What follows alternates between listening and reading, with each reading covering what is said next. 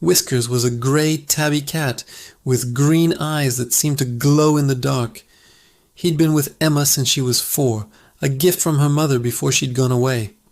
Emma's grandmother never talked about where her mother had gone, just that she wasn't coming back.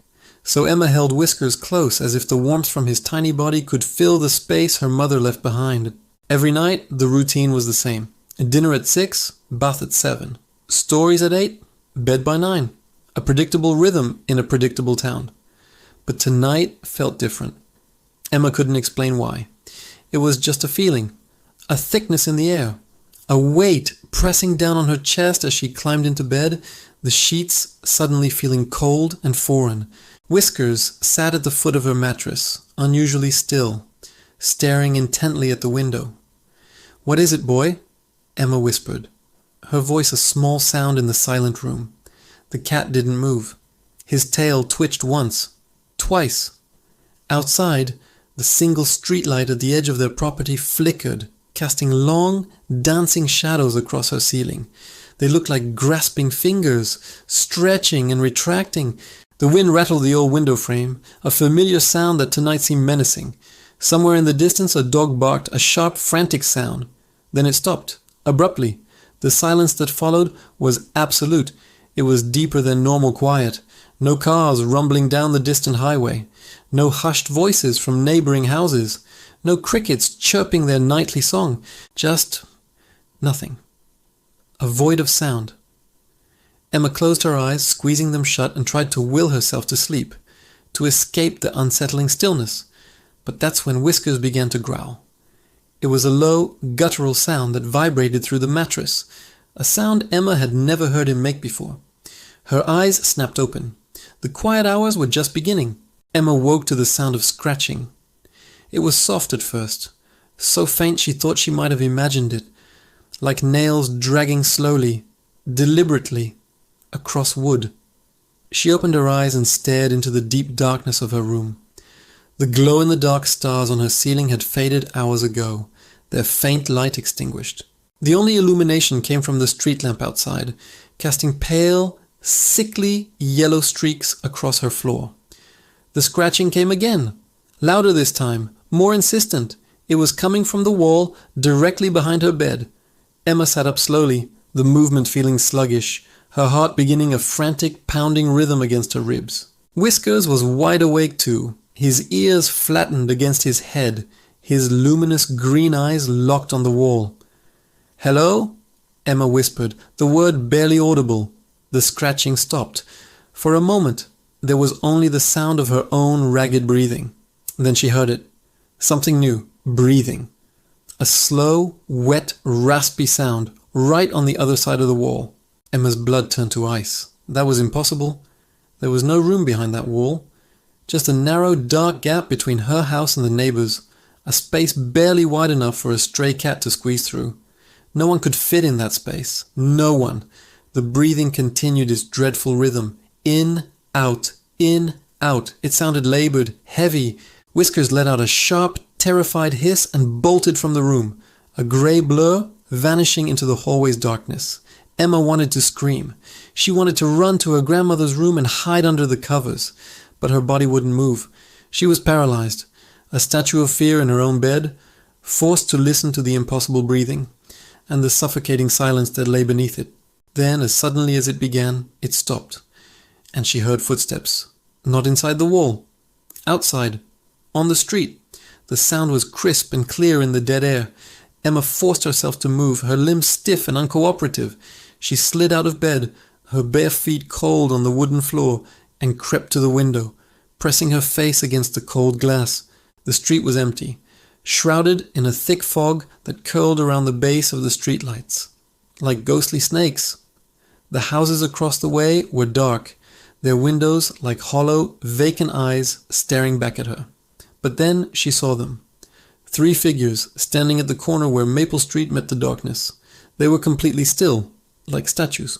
Emma squinted, her breath fogging the pain, trying to make them out through the swirling mist. They looked like people, normal people, in terms of their shape. But something was terribly wrong. They seemed to be wearing costumes, grotesque zombie costumes with tattered clothes and skin that looked grey and waxy even in the dim light. Dark, smudged makeup circled their eyes, making them look sunken and hollow. One of them wore a mask, a cheap rubber Halloween mask, stretched into a grotesque permanent grin. But it wasn't Halloween, it was March. Emma watched them, her mind racing, a knot of confusion and fear tightening in her stomach. Were they filming something? Playing some kind of late-night prank? Then all three turned their heads at once, a synchronized, unnatural movement, and they looked directly at her window, directly at her. Emma gasped and stumbled backward, tripping over her own feet and landing hard on the floor. Her heart hammered against her ribs as if it would break free. A wave of pure terror washed over her. After a moment that felt like an eternity, she scrambled back to her feet and dared to look again. They were gone. The corner was empty. She stood there for a long, long time, trembling, staring at the empty street corner where the smiling ones had been. Finally, she climbed back into bed and pulled the covers all the way over her head, creating a small, dark cave. But sleep was now a distant memory. The image of those figures and that grotesque smiling mask was burned into her mind. She lay there listening, waiting for the sun, knowing with a chilling certainty that the night was far from over. Morning came, but it didn't bring any relief. I sat at the breakfast table, my eyes heavy with dark circles, just pushing my cereal around the bowl.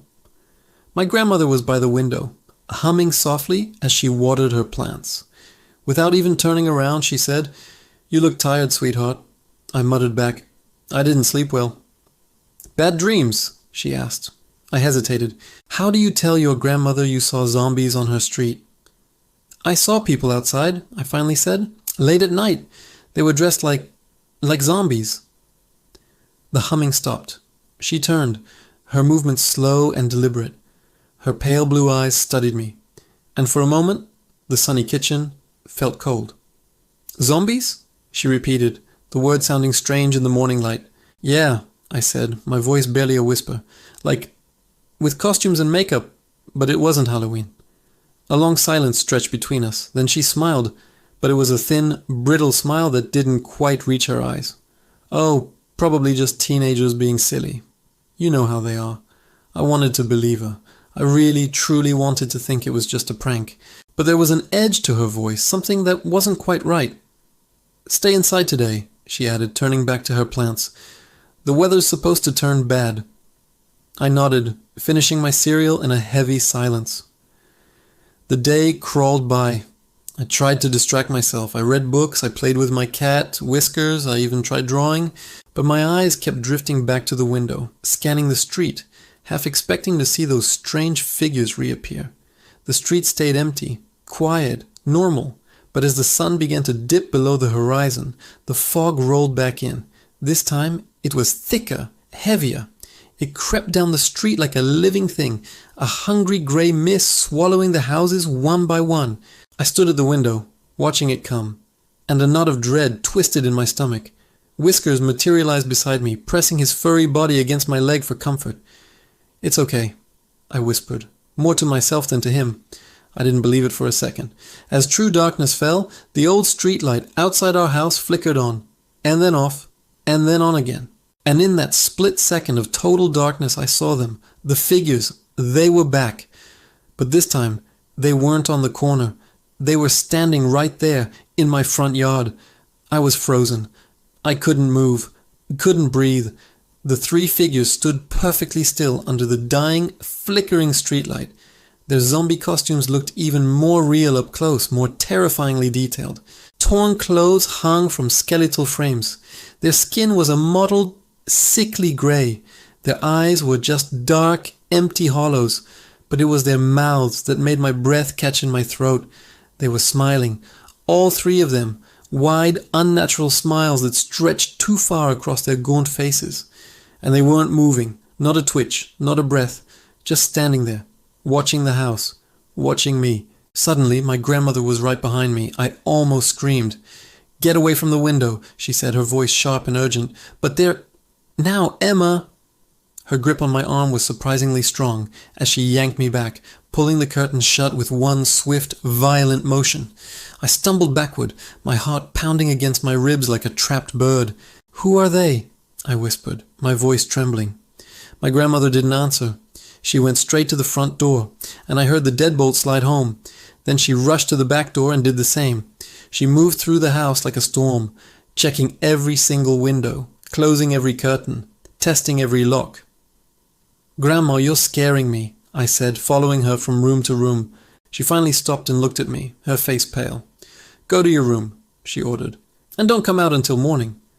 "But, Emma, please." The way she said it sent a chill down my spine. There was something in her voice I had never, ever heard before. Raw, undisguised fear. I didn't argue. I went to my room, and Whiskers followed, his tail tucked low, his ears flattened against his head. I sat on my bed, straining to listen. I could hear my grandmother moving around downstairs, the sound of her muttering to herself. Then I heard a heavy scraping sound, like furniture being dragged across the floor to barricade the door. A moment later, her voice low and urgent. She was on the phone. "They're back," she whispered into the receiver. "After all these years, they're back." I crept to my door, pressing my ear against the cool wood, trying to catch every word. "I don't know why. No, I can't leave. It's too late. Just tell me what to do." Her voice cracked on the last words, breaking with a desperation that terrified me. My strong, unshakable grandmother sounded small, frightened. The call ended. The house fell into an oppressive silence. I climbed into bed and pulled Whiskers close, feeling his little body tense, coiled like a spring. Outside, the wind began to howl, rattling the window pane. I squeezed my eyes shut, wishing I could just wake up and find it was all a nightmare. And then I heard it. Footsteps. Slow, deliberate, crunching on the gravel and grass outside. They were walking around the house, pacing, around and around and around, a steady, relentless rhythm of terror that promised a very, very long night. The footsteps continued all night. I lay in bed, frozen, listening to them circle the house. Sometimes they stopped. Sometimes they dragged, like something being pulled across concrete. My cat, Whiskers, stayed pressed against my side, growling low in his throat. Around midnight the voices started. Soft at first, just whispers on the wind. Then they grew louder, and I realized they were calling my name. "Emma." The voice was wrong. Too deep, too hollow. "Emma, come outside." I pulled the blanket over my head, trembling. "We want to play with you, Emma." Another voice joined in, high-pitched and crackling. Come out, little girl." Then a third, a horrible imitation of a child's voice. "We have candy, Emma." I squeezed my eyes shut, but the voices crept through. "Open the door, Emma. Let us in, little girl." Whiskers suddenly leapt from the bed and ran to the window, hissing violently. I sat up, my heart hammering. My heart. Through a gap in the curtains, I saw one of the figures standing directly outside my window. Its face was pressed against the glass. I couldn't breathe. Its eyes were wide open, unblinking, with clouded, dead fish pupils. Its smile was impossibly wide, showing too many sharp yellow teeth. It raised a hand and tapped on the window. Tap, tap, tap. "Emma," it whispered. "I can see you." I screamed. The thing's smile grew wider. Then my grandmother burst into the room, holding a small cloth bag tied with red string. "Close your eyes," she shouted. I obeyed. I heard her chanting in a language I didn't understand, the window rattling violently. There was a sound like breaking glass, then a high-pitched shriek filled the air. Then silence. I opened my eyes. The window was intact, but the curtains were torn. The thing was gone. "What was that?" I whispered. My grandmother turned and I saw tears on her face. "They're not people, Emma," she said quietly. "They never were." She sat on my bed, the bag still clutched in her trembling hands. "I need to tell you something. This town, Ashford, there's something wrong here, something old."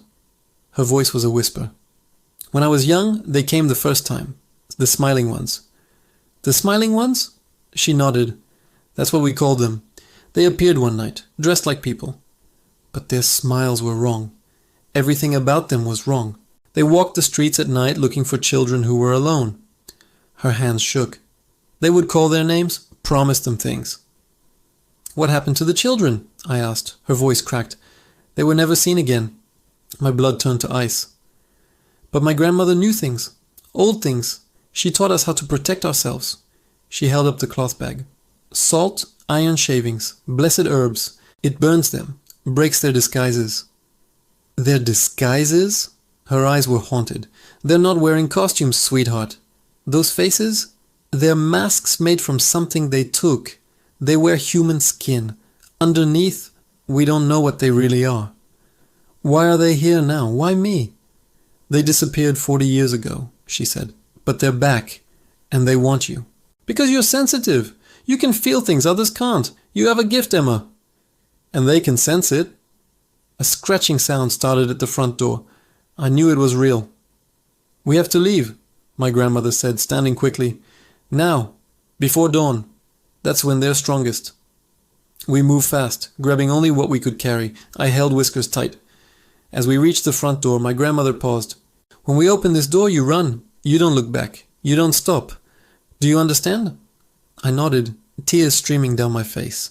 She took a deep breath and opened the door. If you enjoy stories that send a shiver down your spine, make sure to hit that subscribe button and turn on notifications. You won't want to miss what happens next. Thanks for watching.